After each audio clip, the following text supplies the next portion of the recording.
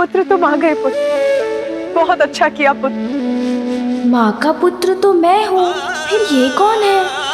पुत्र तुम उचित समय पर आए। तुम्हारे अनुज का उपहास किया देवराज इंद्र ने। उन्होंने सबके समक्ष कहा कि वो देवत्व योग्य नहीं। मैं तो मात्र इतना चाहती थी उसकी सुरक्षा बनी रहे, किंतु मेरा साथ नहीं दिया किसी। मेरा प्रस्ताव ठुकरा दिया। माता के नेत्रों से अश्रुओं की धारा बही जा रही है। इतने दुखी हैं वो, जो वो कह रही हैं मेरी समझ में भी नहीं आ रहा है, और पिताश्री भी कुछ नहीं कह रहे हैं। यदि आप मेरा समर्थन करते स्वामी, तो देवराज इंद्र इतना कुछ कहने का कभी तो साहस नहीं करते। गजानन को लेकर तुम्हारी चिंता मैं समझ सकता हूं। उसी का समर्थन किया मैंने। गजानन को उसके जन्म के कारण देवत्व नहीं प्रदान किया जा सकता। उसे देवता पद इसलिए नहीं दिया जा सकता क्योंकि वो हमारा पुत्र है। उमा, योग्यता तो दीपक के ज्योति के समान अपने प्रकाश से गहन अंधकार को भी भेद देती है। अपना मार्ग स्वयं प्रतिष्ठित करती है। अपने कर्म और योग्यता से ही गजानन को संसार में अपना स्थान बनाना होगा। यही उचित है। उचित है स्वामी, सर्वथा उचित है। मुझे भी गजानन के लिए देवताओं से भिक्षा नहीं चाहिए। गजानन? हाँ पुत्र, मैंने देवताओं की चुनौती स्वीकार कर ली। तुम्हारा अनुज गजानन अपनी योग्यता, अपने कर्म के आधार पर ही देवत्व प्राप्त करेगा, जन्म के आधार पर नहीं। मैं बनाऊंगी उसे देव। मेरा अनुज गजानन? देखो तो, मैं तो तुम दोनों की भेंट करवाना ही भूल गई।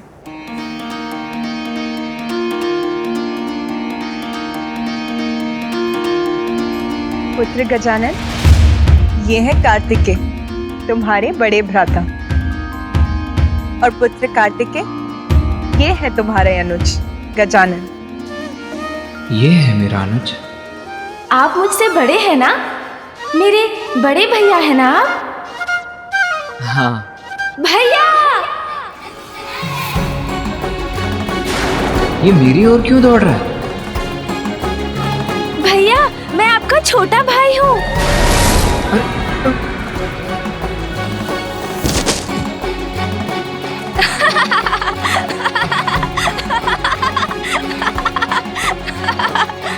भैया, आप तो मेरा भार भी नहीं संभाल सके।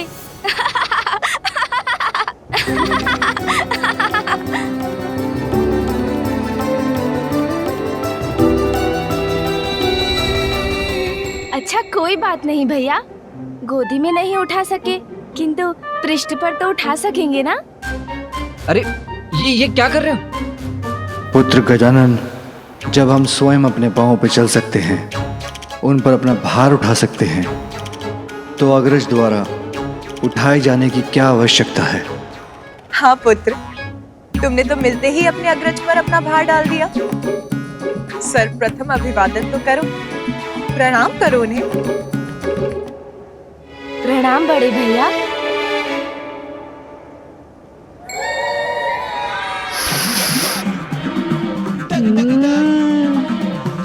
लड्डू पूरी थाल भरकर। भैया, बोलो। आपको आपत्ति ना हो तो आपके पीछे रखे उस थाल से कुछ लड्डू मेरी ओर बढ़ा दीजिए ना। और हाँ, आपको भी खाने का मन हो तो आप भी खाइए। गजानन, तुम्हें तो ज्ञात है ना, तुम अभी लड्डू नहीं खा सकते। खाने दीजिए ना माँ, उसे भूख लगी होगी।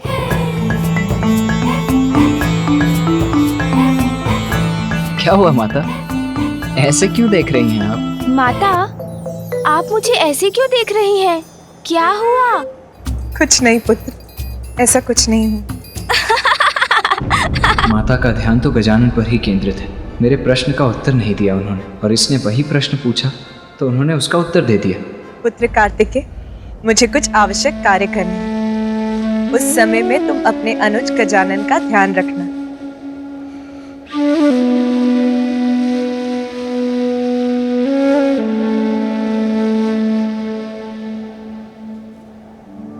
प्रतीत होता है माता को तो मेरी तनिक भी चिंता नहीं।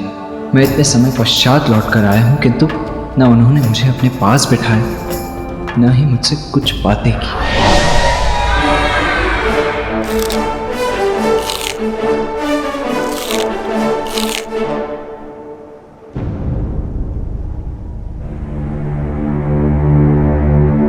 पुत्र, मुझे ज्ञात है अपने अनुज गजानन को लेकर तुम्हारे मन में अनेकों जिज्ञासाएं उत्पन्न हो रही होंगी। हाँ पिताश्री, मेरे जन्म और मेरे द्वारा ताड़कासुर के वध के पश्चात मेरे दक्षिण जाने के समय आपने माता को एक और संतान देने का वचन दिया था, किंतु ये गजमुख गजानन मेरा अनुज कैसे हो सकता है? तुम्हारे अनुज के जन्म और गजमुख प्राप्त करने के पीछे भी एक कथा है।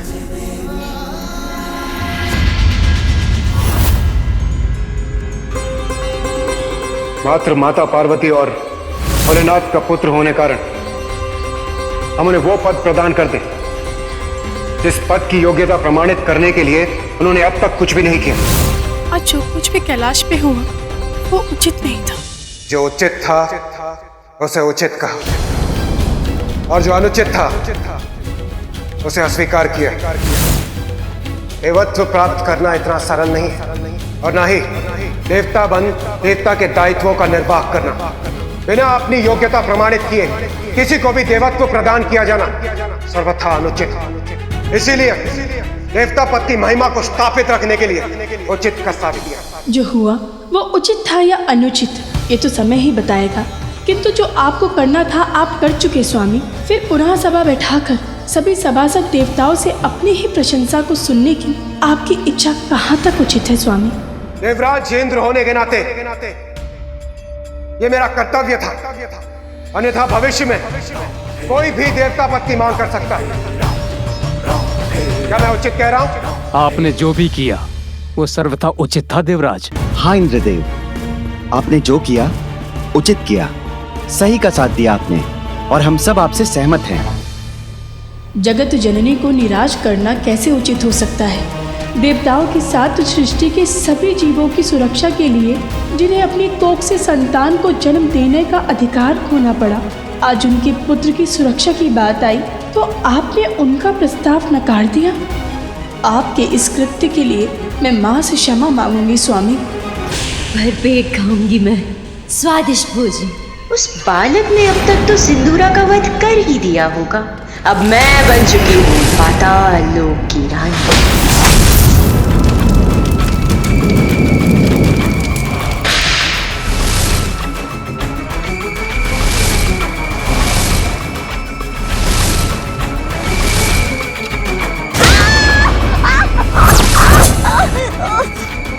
सिंदूरा, बढ़िया। किस बात का इतना आनंद मनाया जा रहा है? तुम्हें क्या लगा कि मेरी मृत्यु हो गई? नहीं नहीं असुर सम्राट, अब तो महान है, सर्वशक्तिमान है। आपकी मृत्यु उस तुच्छ बालक के हाथों, इसकी तो मैं कल्पना भी नहीं कर सकती। मुझे तो लगा कि आप उस बालक का वध करके आते ही होंगे। इसी विचार से मैंने आपके लिए स्वादिष्ट भोजन का प्रबंध किया। तो इसीलिए तुम मेरे सिंहासन पे बैठी थी। अब शब्द नहीं है तुम्हारे पास? बहुत बन चुकी तुम अपने जान, अब नहीं। कालकूट हलाहल विष, यही उचित उपाय है उस बालक के अंत का। मैं आपको उस विष तक पहुंचा सकती हूँ। सिर सम्राट, मुझ पर वार मत करना।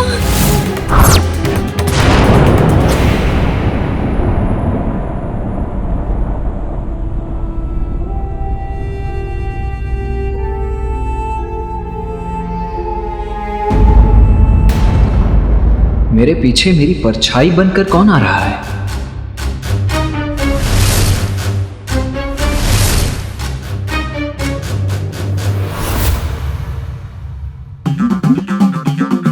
यहां तो कोई नहीं है।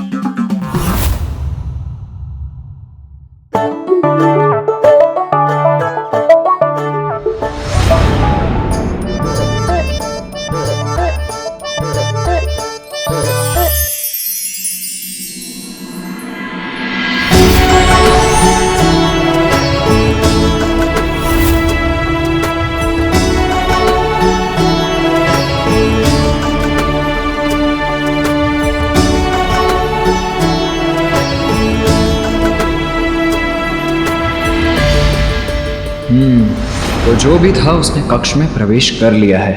अब तो उसका सामना करना ही होगा। माँ, मेरा मन बहुत अशांत है माँ। आज जो कुछ भी हुआ वो उचित नहीं था। मेरे स्वामी से जो भी भूल हुई उसके लिए उन्हें क्षमा कीजिएगा माँ। मैं आपसे विनती करती हूँ।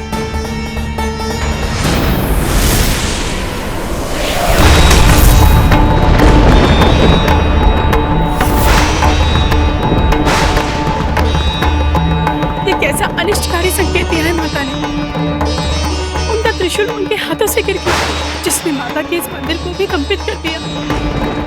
मानो जैसे देवलोक के भाग्य का प्रकाश ही मिट गया। दया कीजिए माँ अपनी संतानों पर, दया कीजिए।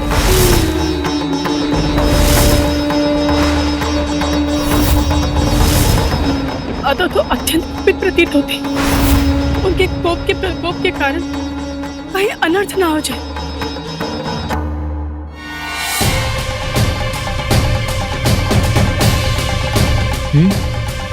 कोई नहीं, किंतु फिर मुझे ऐसा स्पष्ट आभास क्यों हुआ जैसे कोई मेरे पीछे। भैया,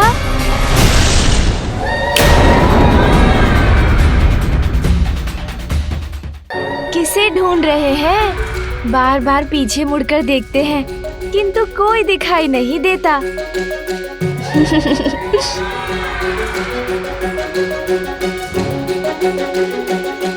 मैं तो यहाँ हूँ आपके समक्ष। फिर बताइए ना, आप किसे ढूंढ रहे हैं?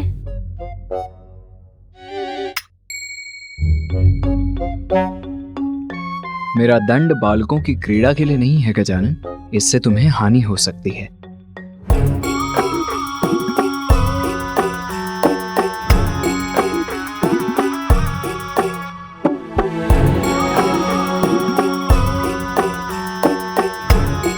क्या हुआ? ऐसे क्यों देख रहे हो मुझे? आपकी नासिका को देख रहा था भैया। बहुत छोटी है ना? मेरी नासिका से तो उसकी कोई तुलना ही नहीं। आप मेरी नासिका को देखिए, इतनी लंबी, इतनी सुंदर है। दो। अरे, आप तो बुरा मान गए। ईर्ष्या करने की कोई आवश्यकता नहीं भैया, ये तो अपना भाग्य है। मेरी नासिका सौभाग्य है मेरा। मैं ईर्ष्या क्यों करूंगा, वो भी अपने अनुज से। और ईर्ष्या करने वाली कोई बात हो तब तो ईर्ष्या करूंगा ना। मैं अपनी नासिका से प्रसन्न हूं गजानन।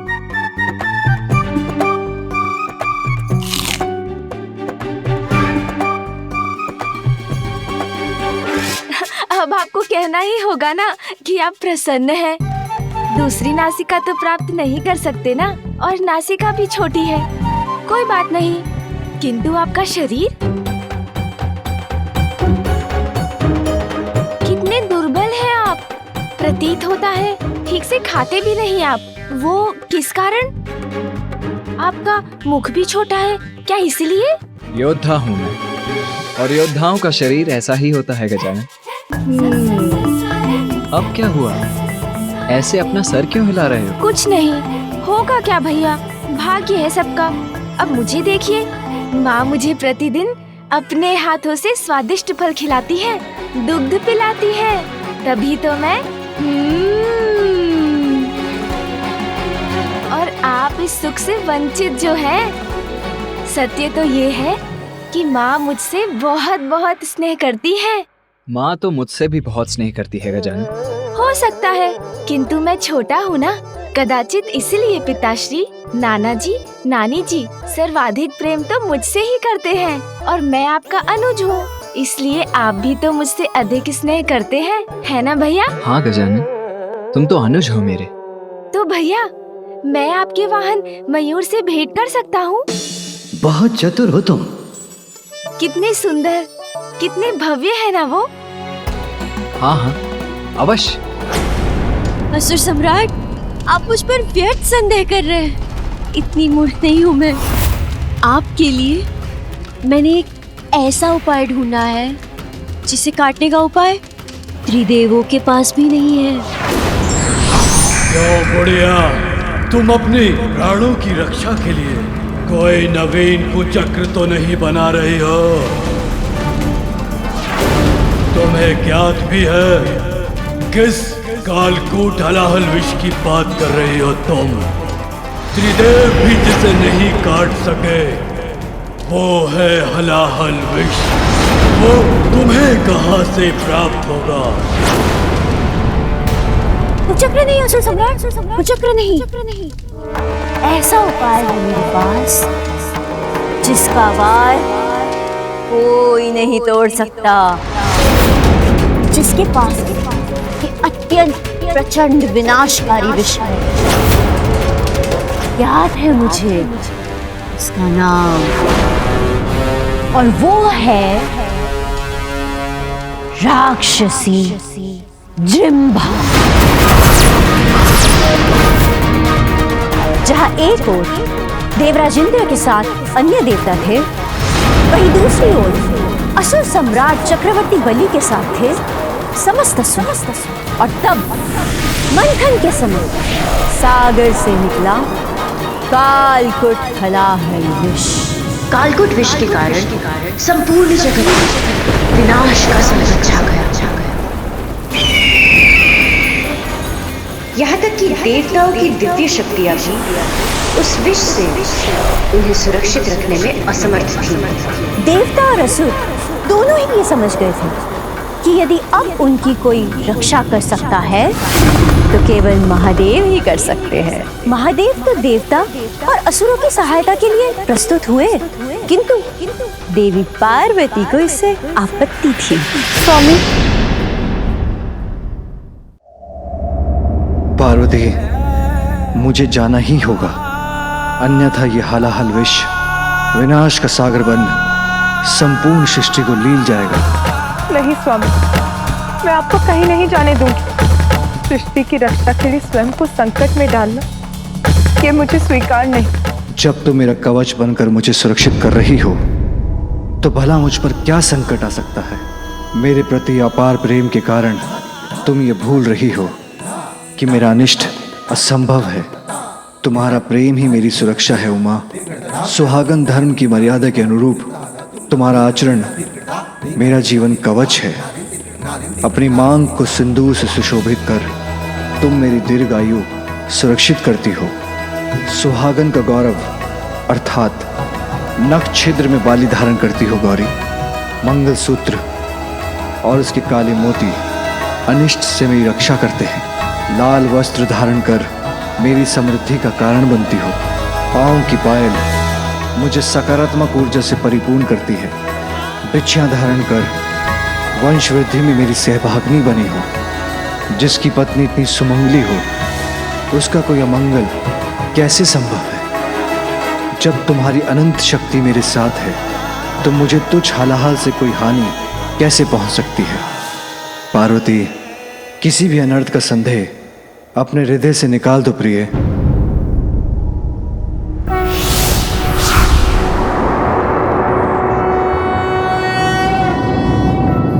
नागेंद्र हाराय त्रिलोचनाय भस्मांगरागाय महादेव ने उस कालकूट हलाहल विष का पान किया। तस्मै नकाराय नमः शिवाय। मंदाकिनी सलिल चंदन चर्चिताय नंदीश्वर प्रमथनाथ महेश्वराय। मंदार पुष्प बहु पुष्प सुपूजिताय तस्मै मकाराय नमः शिवाय।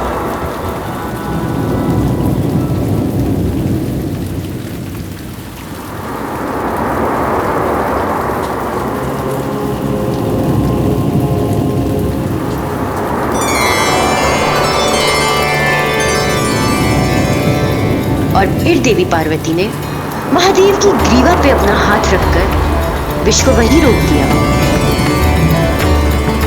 स्वामी, संपूर्ण सृष्टि तो आपके भीतर ही समाई हुई है, इसीलिए इस विष को अपने शरीर में और आगे मत जाने दीजिए, अन्यथा संपूर्ण सृष्टि नष्ट हो जाएगी।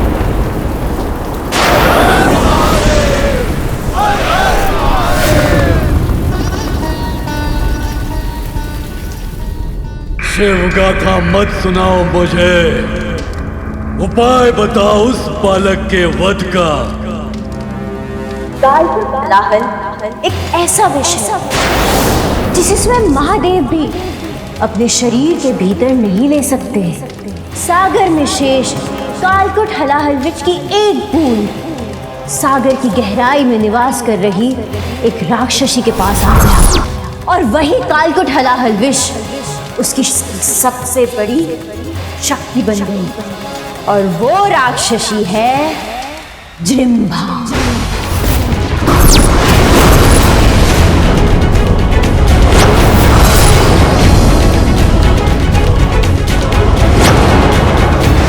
विष स्वयं महादेव ग्रहण नहीं कर पाए, उससे उनके पुत्र का क्या होगा?